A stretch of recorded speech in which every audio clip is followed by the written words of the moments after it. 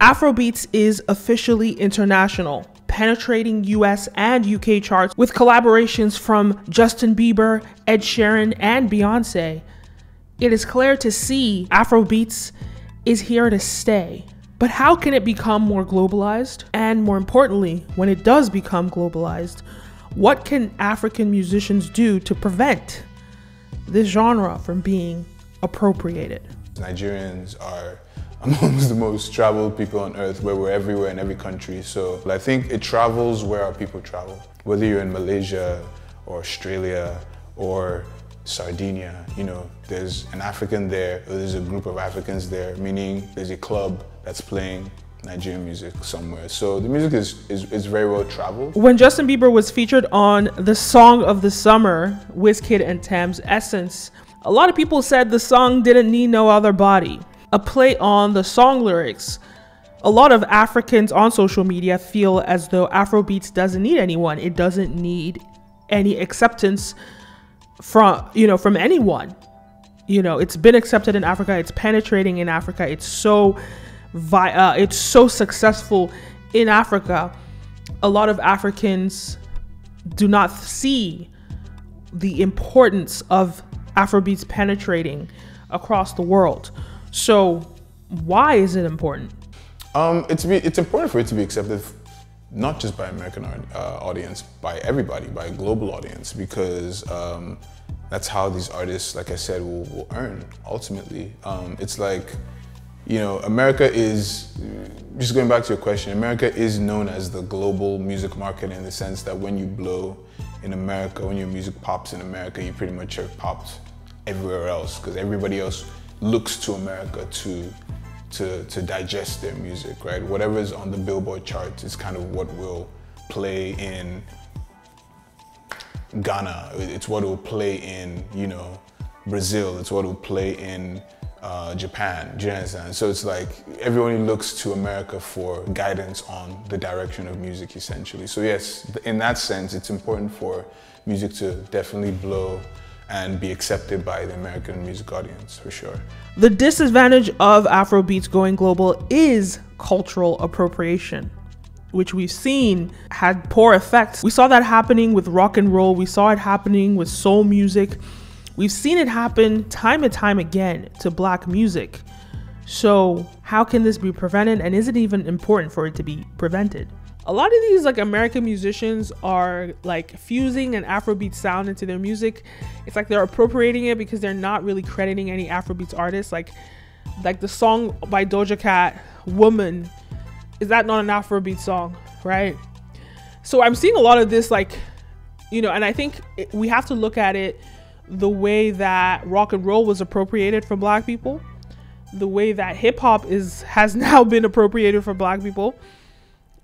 We have to look at that and just ensure that not that we stronghold it, but that I don't think that people can just steal Afrobeats that easily. Doja Cat has the ability to sound like anything, so she can really fuse into that Afrobeat sound.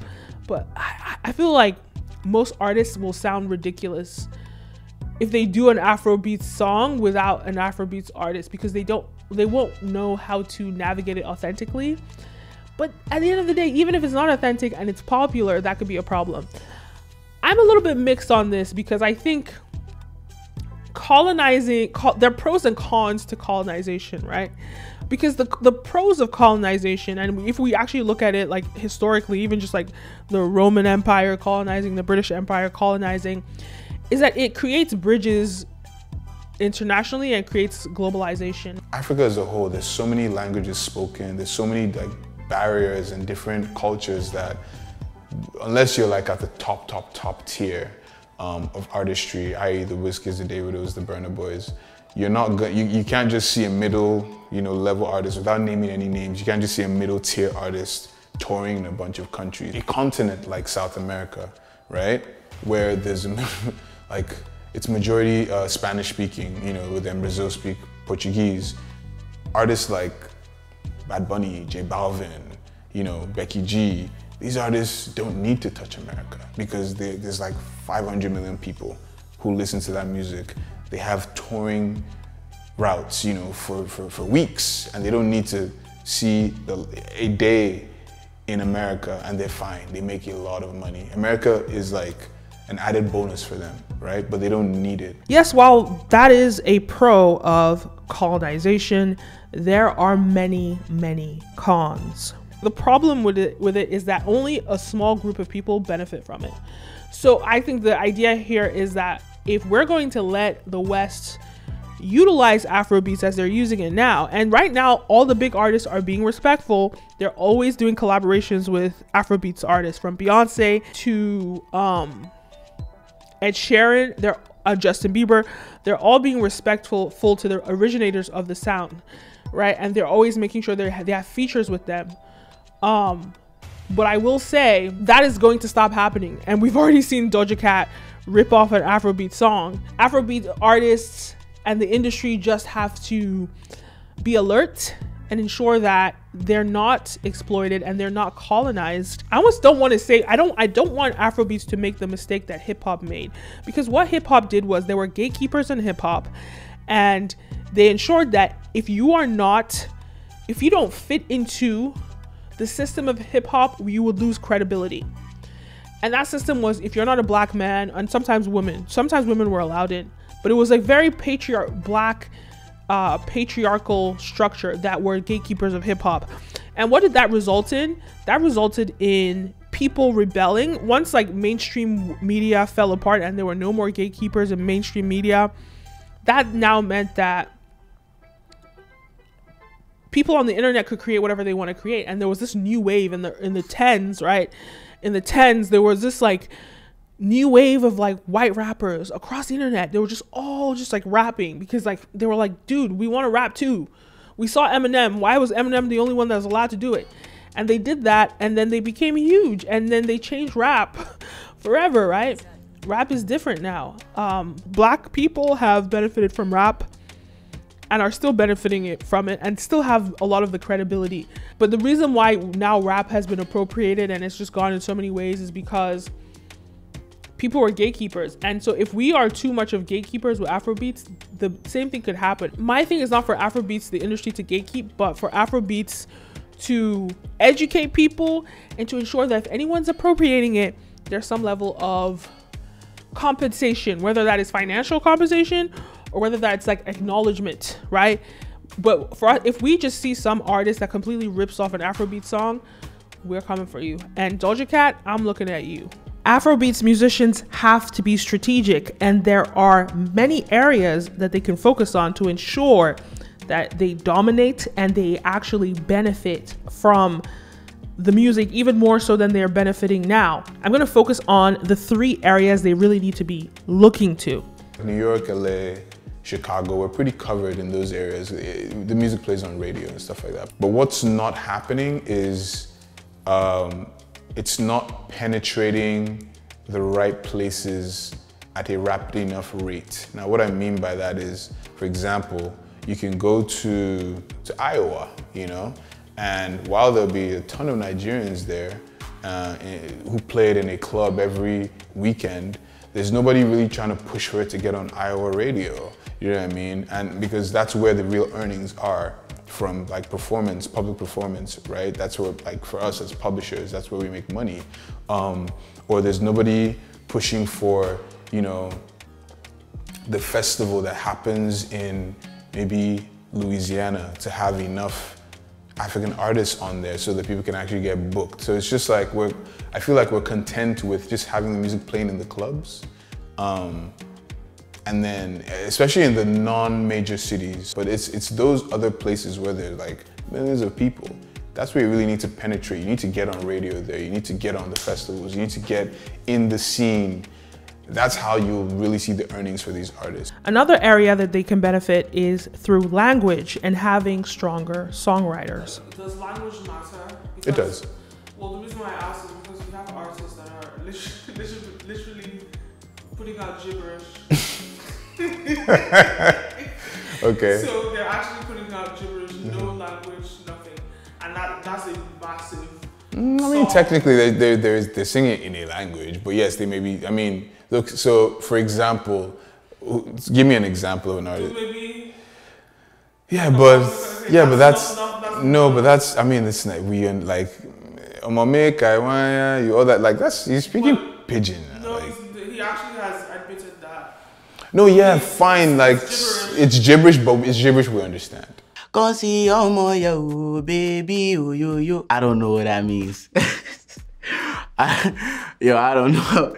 I don't know what that means. Nah, I don't know. All vibes. I don't know what it means, bro. And I played the song for my manager and he was like, it's cool. Live it that way. I was like, you sure? It was like, yeah, the people will feel it.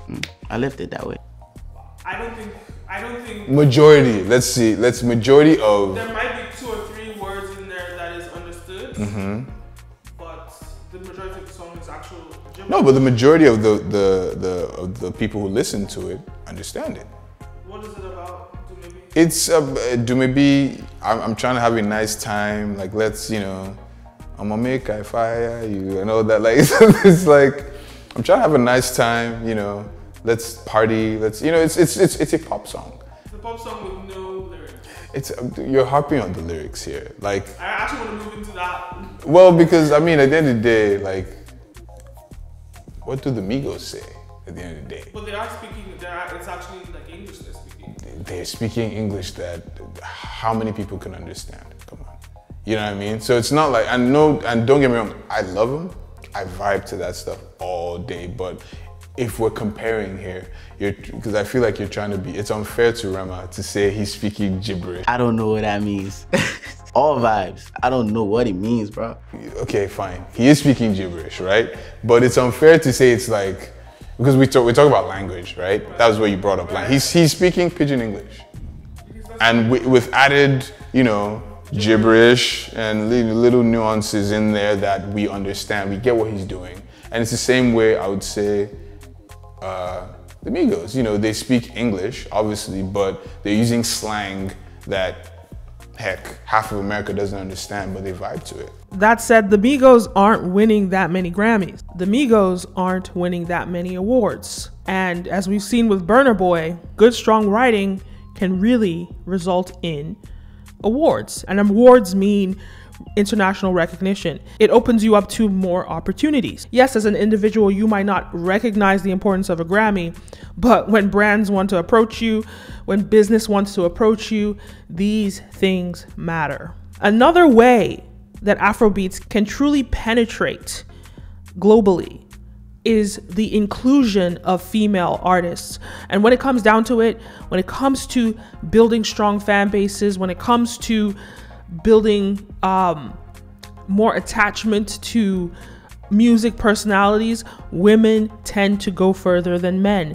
And unfortunately, Afrobeats hasn't invested in enough female talent.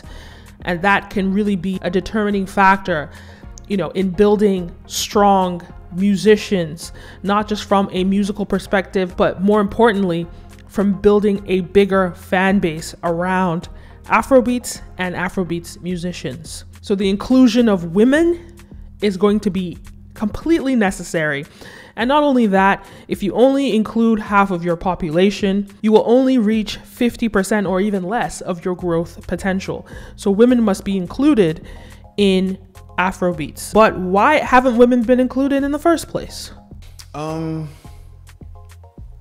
It's male dominated because, in my opinion, I think it's easier to promote, well, easier is not the word, it's cheaper to promote a male artist versus a female artist. Speaking from experience, yeah, I mean, for male artists, it's pretty much, I'll just come out and say, like, boys are dirty. Boys are boys, right?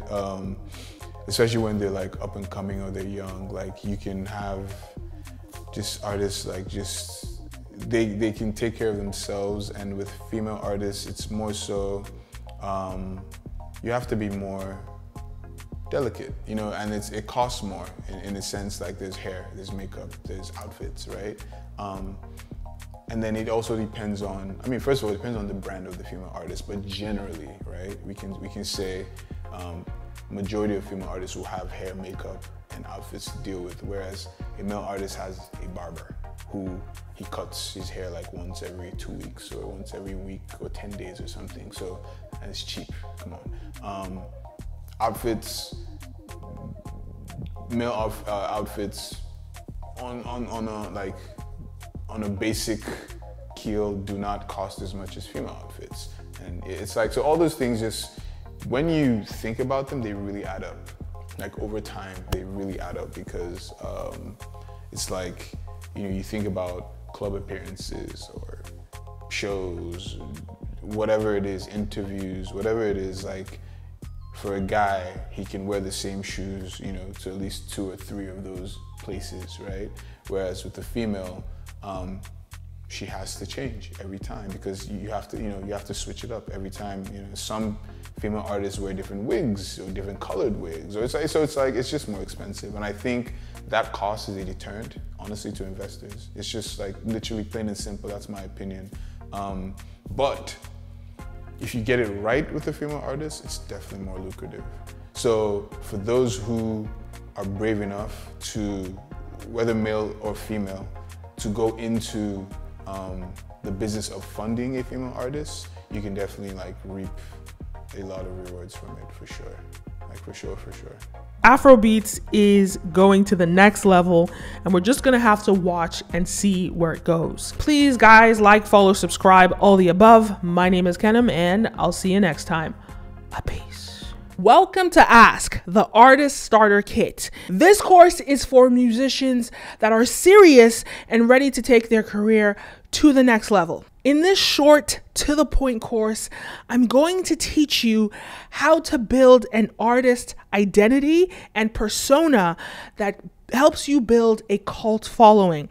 I'm also going to teach you how to market yourself on social media effectively so you can build a strong following today. I'm going to teach you how to market yourself and position yourself so that the media, the press want to feature you on their platforms. Most importantly, this course is going to teach you how to bootstrap your career and get the ball rolling. What I'm teaching you in this course is stuff that people just really aren't teaching you.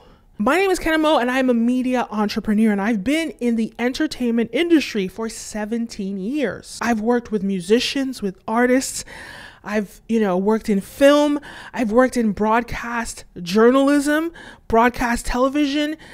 I've worked in a lot of different aspects in the media ecosystem, and I'm going to give you my perspective, my unique perspective, and how to craft a media story around you, how to create content that is compelling and draws viewers into you, and how to build a public persona that will create a core cult following that are rooting for you endlessly.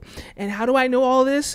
Well, not only have I worked with musicians, but also as a filmmaker, I craft stories, whether it's for the news or whether it's for scripted content. I'm going to put all these ingredients, all my media training together to teach you how to approach the music industry in the 21st century. This course is going to be different because I'm giving you that media perspective, how to make yourself marketable, how to make yourself attractive, how to make yourself stand out from the crowd so that you can get to your goal of becoming a professional musician. So guys, if you are ready to take your career to the next level and really seriously build your career, purchase the course now. All right, I'll see you there.